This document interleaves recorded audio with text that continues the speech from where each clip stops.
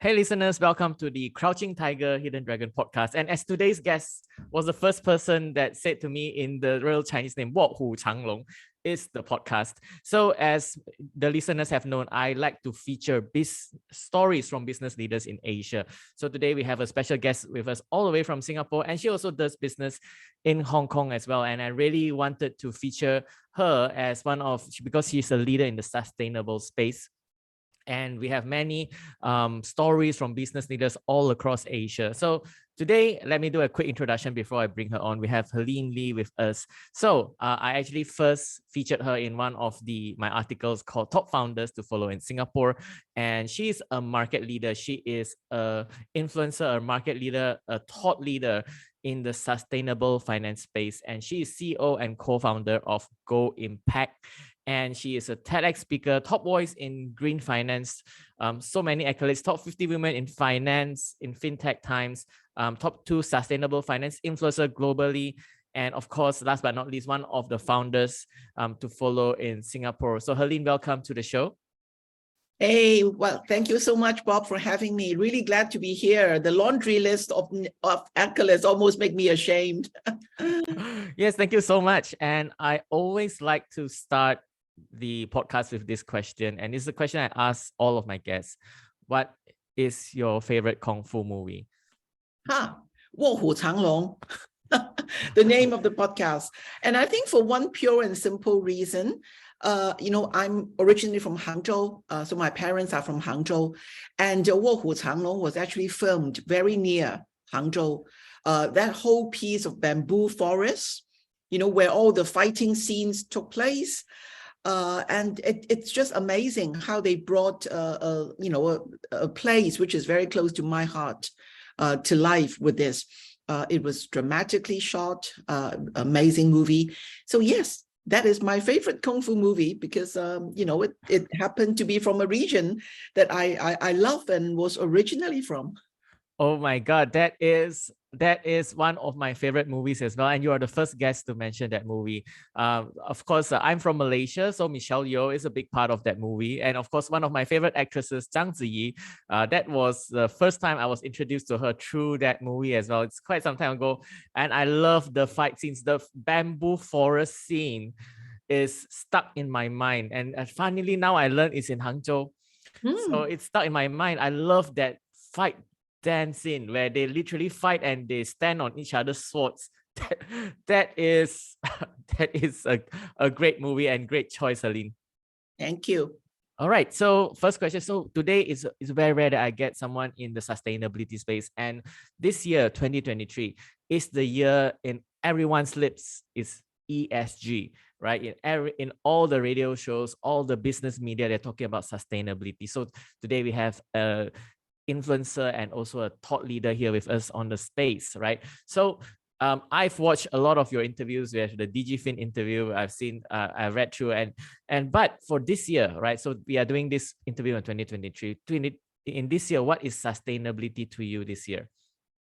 I think sustainability is probably one of the words that has been used so interchangeably with so many things that it actually means different things to different people. We say ESG, we say sustainability, and then we talk about sustainable fashion, sustainable development goals, the United Nations, the 17 rainbow chart color, the SDGs. So they are not exactly the same thing. ESG, that has become like so popular as an acronym by the finance industry, by the regulators, by the corporate sector for reporting and so on, actually refers to 3 pillars within the sustainability landscape: environmental, social, and governance. So they all speak to different things. These are the 3 pillars where you can frame sustainability. But what is sustainability? Actually, whether it's 2023 or back in 2013 or even before, the best definition or the best framing definition of sustainability that I've come across was actually dated way back in 1987. The Brundtland Commission actually back then say we need to look at things through a sustainable lens. And what does that mean? It means that we are meeting our present needs without compromising future generations' ability to meet theirs. So I find that a really powerful and short framing definition of sustainability. While we continue with our business, while we continue with our lifestyle, we want to make sure we're not having an overdraft on natural resources, that we are not compromising future generations' ability to meet their needs as we are meeting our needs. So just put it there. I think it still rings true in 2023. Thank you, Helene. So it is in mind getting the best of what we have right now, and also planning for the future, making sure we don't take the future away is another way of saying it. But thank you. That is a great definition, because I think we sort of lost the definition. It's ESG, and the word sustainability has been thrown around a lot and has been said, and you mentioned a lot when it comes to greenwashing and things like that. So tell us a bit about GoImpact as well. How is GoImpact making a change in this space? Well, GoImpact was really the brainchild after I had a really long career in banking and in management consulting. So I lived for a long time in a bank, in a Wall Street giant bank, as well as in a European headquartered bank. So I would say that I know the global banking scene pretty well. And I was a management consultant with some of the large consulting giants as well. And I think throughout my career, there is one thing that stands out, particularly after 2015, I would say. It's the clients, the capital owners who entrusted their capital by investing in products that the bank, develops, or the bank looks after their assets. These are people that want a longer term view of how they manage their money and how they deploy their money into more sustainable channels and investment opportunities in the sustainability area. But some of those are not exactly being met. A lot of that demand is not being properly addressed. So in 2019, I really just left my long banking career, with the mindset that while I still have some energy left, I should really apply my strength and my skills and my network. So I've been, in the ESG and sustainability space long before it became popular, long before it became in vogue to hop on this bandwagon, and long before it was thrown around like, I don't know what it is, but it's a cool thing to say. Okay, long before it became the cool thing to talk about in conferences and so on and so forth. So I've really gathered a group of experts really around me who are, in diversified areas of sustainability. And I thought that there must be a gap in the demand and supply where there will be an opportunity to create a meaningful business. So the demand and supply is that the demand for sustainability knowledge, sustainability support is far greater than the supply, than what the market can offer or was offering. So I started it with two things in mind. One is on education. So we are very much education focused. We are a sustainability ESG learning platform that has been growing extremely fast in the past year or so. So when I started in 2019 and at the end of it, then it came COVID, as we remember in 2020.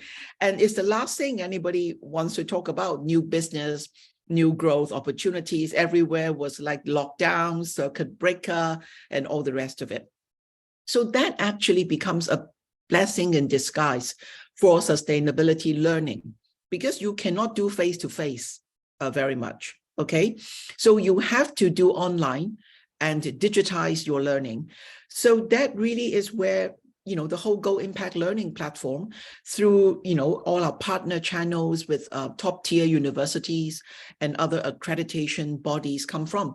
So, within 1 year, we went from 0 partners to now 9 partners across Asia Pacific and the Middle East.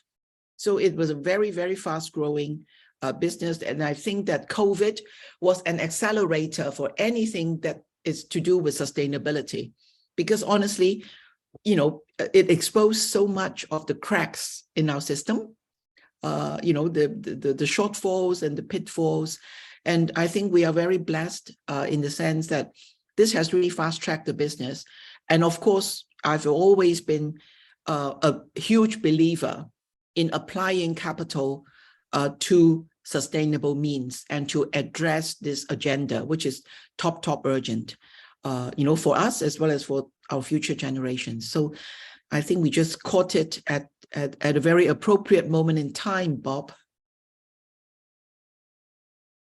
Yes, that is great. I like that you start with finance because, as we say, put the money where your mouth is. So enough of the talk. And I like that, one of the things that you say in your bio is I bridge the gap between the talking and the walking.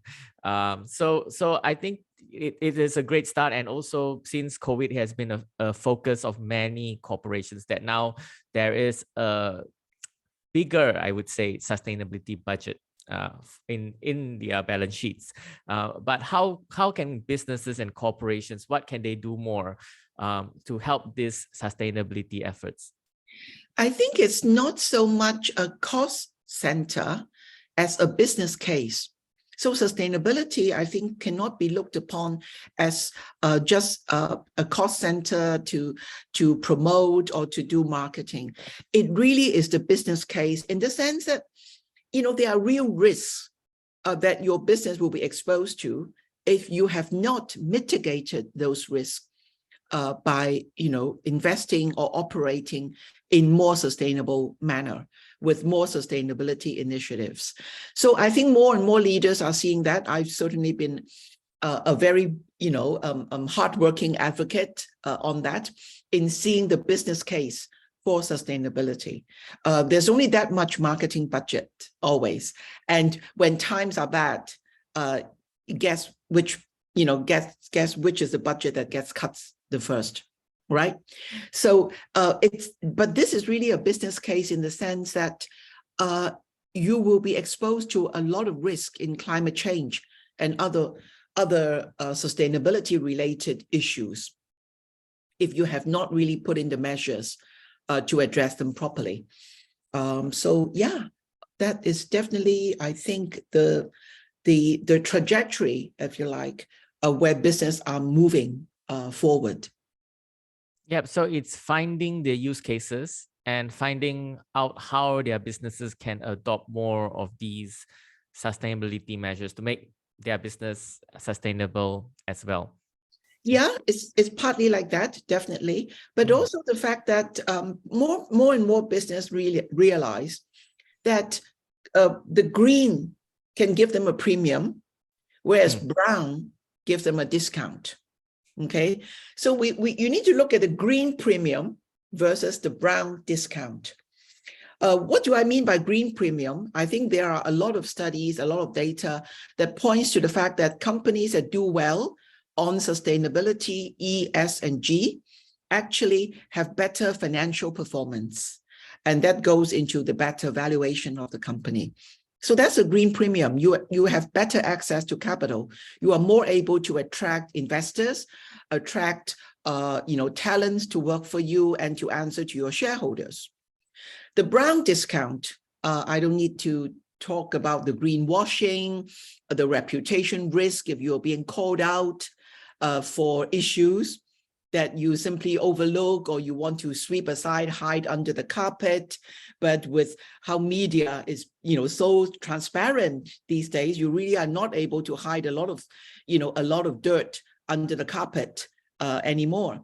So I think increasingly people are seeing that, and that really helps to advance the agenda, Bob, I think.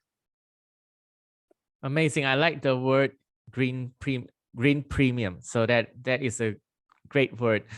So I really understand. So working with a lot of younger generation people, the Gen Zs, sustainability is very, very important to them, and they have a high awareness of this. So like you said, attract talent. That is also something that a lot of companies aspire to as well.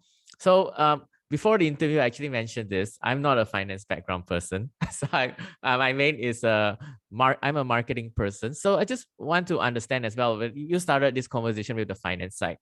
So from my understanding with the finance side, is it that you create funds or create vehicles for investors to invest in causes that are sustainable? We are mainly a learning, so an edtech, an education technology firm. So we deploy technology in terms of digitizing the learning content and enabling more and more people to be aware and to have access to the content. So that is the primary aim of the business so far. I think,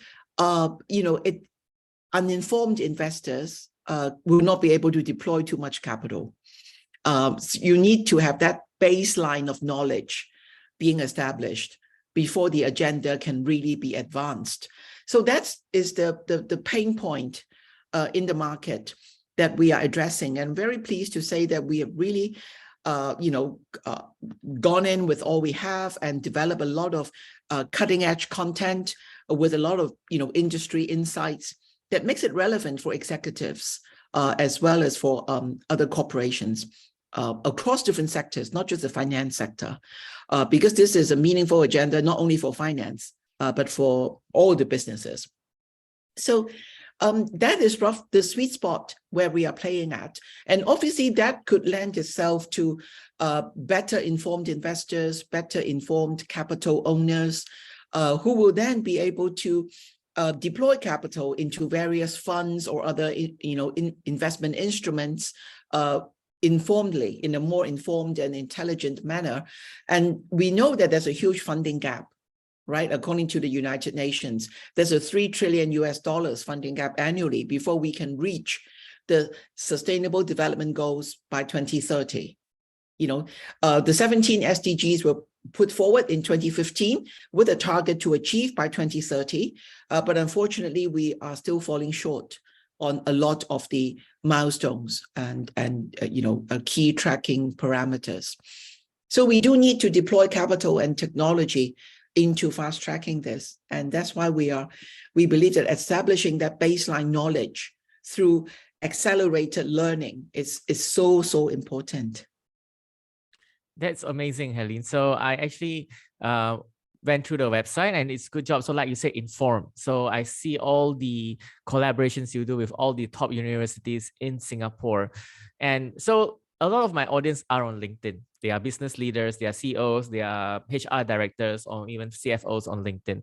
So maybe as a business leader or maybe as a corporate person, and I want to get into the sustainability space. As a corporate person, how can I start? Should I take courses in universities, or is there a platform that I can visit? I think there are different channels in which you can get started. I mean, obviously, many universities are now offering undergrad degrees in sustainability, but that is further down the talent pipeline, right? You have to wait for the undergrads to graduate before they can go into the workforce and accumulate, experience. So more we are looking at career transition, mid-career people that are looking to deploy some of their skills to see how some of their skills in other areas can be transferable into what we call the green jobs market, which is growing by leaps and bounds. If you look at the compound annual growth rate of green job market, there was a recent study by Accenture. It's a staggering over 50% for the past 3 years. Okay, and they're just looking at a closer sample in Asia Pacific. Okay, so it really hits across sectors. And when we say green jobs, we don't just mean the chief sustainability officer. The green jobs comes with different skills at different competencies and so on across all different functions. And all different sectors as well. Say, if you want to do a report, you probably need some skills in terms of mapping out the data, to calculate the carbon emission reductions and so on.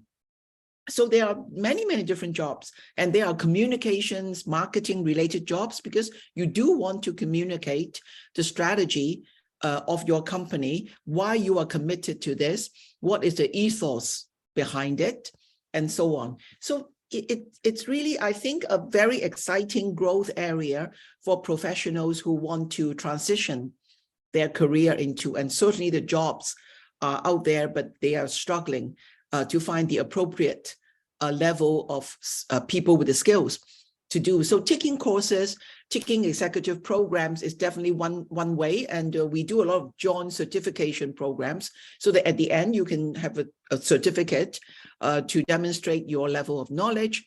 But also, I think you need to be bold. If you believe in the agenda, maybe some of the skills that you have already developed in other areas like marketing, like finance or others, can be transferable and applied into the sustainability and ESG area.